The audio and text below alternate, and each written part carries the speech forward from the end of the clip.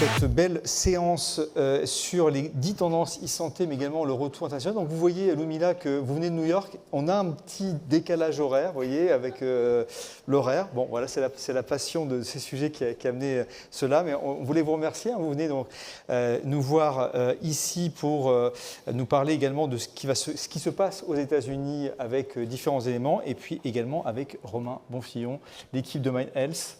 Au complet.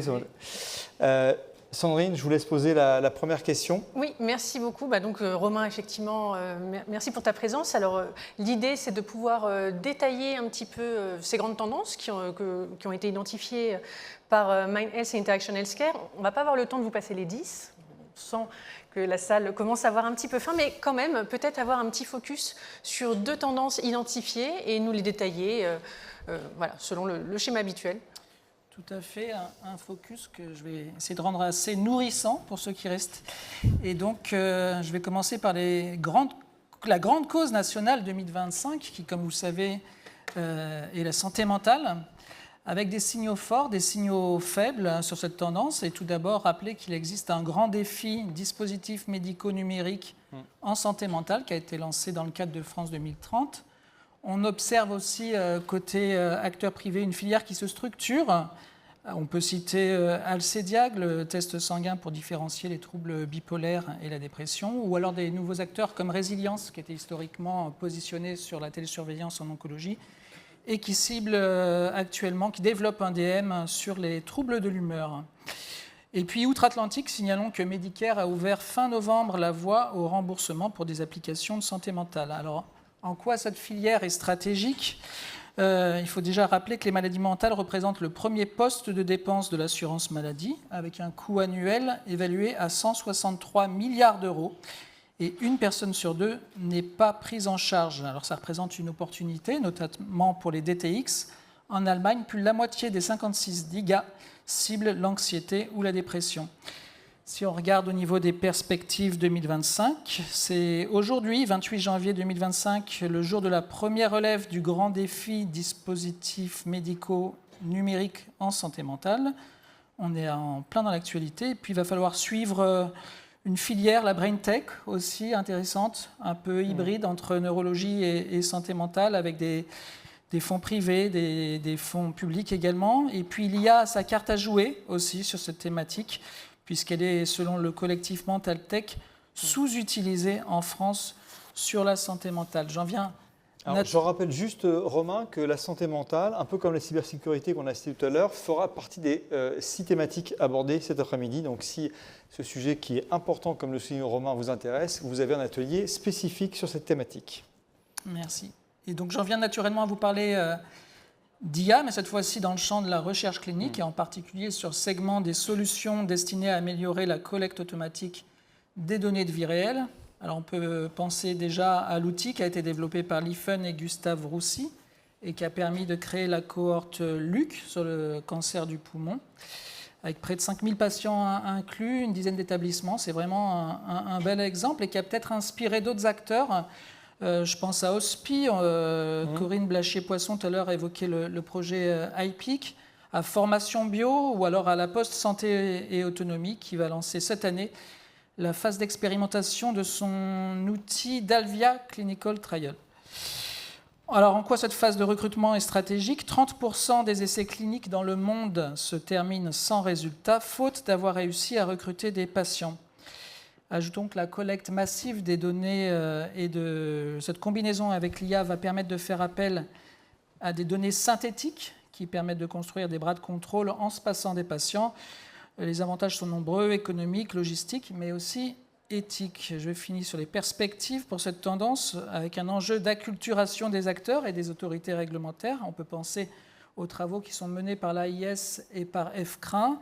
Et enfin, il va falloir observer de près ce qui va se passer sur le projet de loi de simplification de la vie économique pour faire avancer un sujet un peu connexe, les essais décentralisés, le e-consent, le e-monitoring qui pourrait rentrer dans le droit commun, encore une manière d'accélérer la recherche clinique. Oui, et puis merci beaucoup Romain. Alors, il y a un autre thème central pour la e-santé aujourd'hui, c'est celui du partage des données. On en a beaucoup parlé ce matin. Et donc, créer les bonnes conditions pour ce partage. Alors, on sait qu'il y a un sujet autour des EDS hospitaliers. Est-ce que vous pouvez nous faire un petit point sur cette thématique ? Oui, et en effet, en 2022, il y a un appel à projet qui a été dédié à cette thématique avec une enveloppe portée à 75 millions d'euros en 2023 et 16 projets financés. Alors on suit de très près chez Mindhealth avec notre équipe de data journalistes la création de ces EDS. Tous acteurs confondus, on compte aujourd'hui 135 EDS et à ce jour, 21 CHU sur 32 disposent d'un EDS. Alors pourquoi c'est un sujet d'importance ? Eh bien, ces entrepôts offrent des nouvelles perspectives pour la recherche clinique, le pilotage d'établissements ou encore la prise en charge des patients. Et puis, ils contiennent des données très riches, biologiques, textuelles, qui sont complémentaires à celles du SNDS. Si on les combine à des outils d'IA, ils peuvent permettre de développer des recherches dites en vie réelle sur les produits de santé pour, par exemple, mesurer leur efficience ou assurer une veille sur leurs effets indésirables.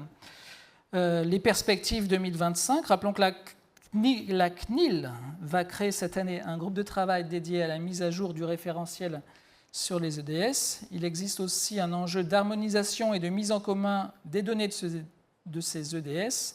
On peut citer le projet FEDE Data CHU qui est porté par la conférence des DG de CHU pour finalement édicter des règles et des normes de qualité communes. Enfin, question cruciale du financement pérenne des EDS, le comité stratégique des données de santé a estimé qu'une enveloppe globale annuelle de 60 à 90 millions d'euros était nécessaire pour développer un réseau de 30 EDS et on sait que cette question du financement est particulièrement sensible dans un contexte économique et politique qu'on va qualifier d'incertain. Effectivement. Merci beaucoup Romain pour ces éclairages. Alors le détail et l'analyse de ces 10 tendances sont à retrouver en téléchargement gratuit. L'équipe de Mindhealth l'offre gracieusement aux participants de la conférence des grandes tendances. Vous pouvez le retrouver en scannant le QR code qui se trouve ici. Et là, on a fait un gros focus France. Mais à présent, je vais me tourner vers vous, Ludmila, parce qu'il est question d'élargir un petit peu le champ de ces tendances et d'aller voir un petit peu ce qui se fait à l'échelle mondiale. Alors, Romain nous a parlé de financement. On avait d'autres indicateurs avec le baromètre Mindhealth sur les levées également. Vous étiez, Ludmila, à la conférence JP Morgan. Est-ce que cette grande messe des investisseurs en santé confirme une tendance baissière ou au contraire une tendance haussière au niveau mondial ?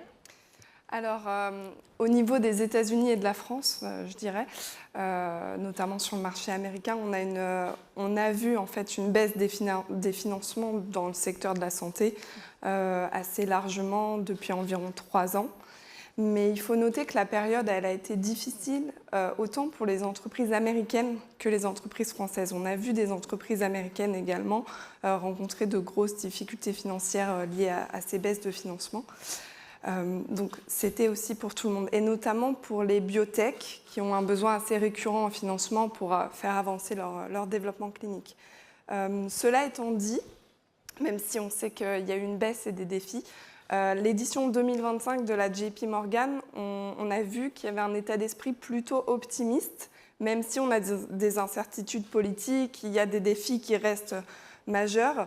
On avait des sociétés, de nombreuses sociétés en levée de fonds sur cette édition, des investisseurs américains prêts à rencontrer des sociétés françaises assez early stage pour parler de leur financement. Donc une tendance assez positive. Et je dirais que ce qu'on a pu ressortir de la JP Morgan, qui en général est la conférence qui définit les tendances pour l'année à suivre sur ce marché américain, c'est que les observateurs disent qu'il y a quand même des signaux positifs qui laissent penser que 2025 sera une année de redressement pour le secteur. On a des fusions et des acquisitions qui repartent à la hausse. Là, il y a quelques semaines, on a eu des annonces de l'industrie pharma américaine. On a eu Johnson & Johnson qui acquiert le Intracellular Therapies, qui est une biotech américaine, pour 14 milliards de dollars, quelque chose comme ça. On a aussi Eli Lilly, gros acteur du marché, qui rachète Scorpion Therapeutics pour 2,5 milliards.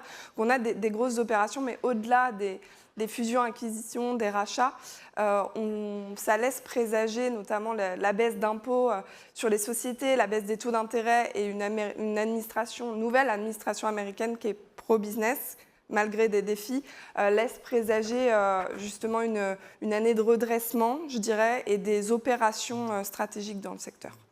Et si on fait, Lumina, un focus forcément sur une thématique qui était très présente dans cette 9e édition des Grandes Tendances de la e-santé, c'est l'IA générative. Je sais que Business France, vous accompagnez beaucoup de sociétés. Vous avez notamment été présente au HLTH, qui a donc lieu, je crois, à Las Vegas, comme le CES. On va voir quelques images. Est-ce que vous pouvez nous donner un petit peu des exemples d'accompagnement et ce que vous percevez aujourd'hui autour de l'IA générative en santé ? Oui, donc à HLTH Health, on a ajouté en fait cette convention, l'édition américaine de cette convention à notre programmation pour répondre aux besoins des sociétés spécifiquement sur la e-santé. On accompagne environ 300 entreprises par an chez Business France sur plusieurs opérations collectives, événements, dont Health avec une délégation d'une 15aine de sociétés. Ce qu'on a pu observer, c'est déjà, et on l'a dit sur toute cette matinée, c'est que l'IA est partout. Et notamment, ce que j'ai pu observer, c'est que si les sociétés en fait, n'intègrent pas de composantes d'IA dans leur technologie, du moins dans plusieurs verticales en santé, elles pourront rencontrer des difficultés à attirer des investisseurs et des partenaires, puisqu'on retrouve l'IA générative, l'IA, les modèles d'algorithmes et d'apprentissage automatique dans plusieurs solutions, plusieurs aires thérapeutiques. On l'a vu pour la détection du cancer via l'analyse de l'imagerie, par les biotech qui l'utilisent pour la découverte de nouveaux candidats médicaments prometteurs, en simulant des essais cliniques sur des patients virtuels qu'on appelle jumeaux numériques. C'est pour un gain de temps, donc augmenter les taux de succès des essais, réduire les coûts de développement, très important aussi pour le marché, et puis accélérer les développements cliniques.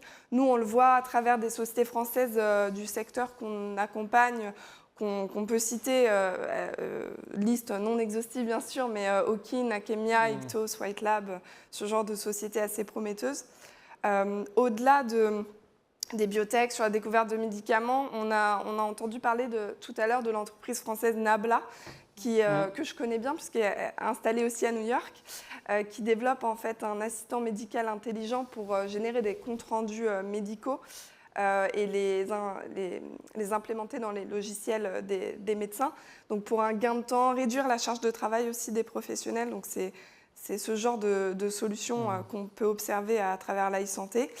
Et comment les choses, au niveau de l'évolution sur ces dispositifs, je dirais qu'on va tendre vers plus de différenciation.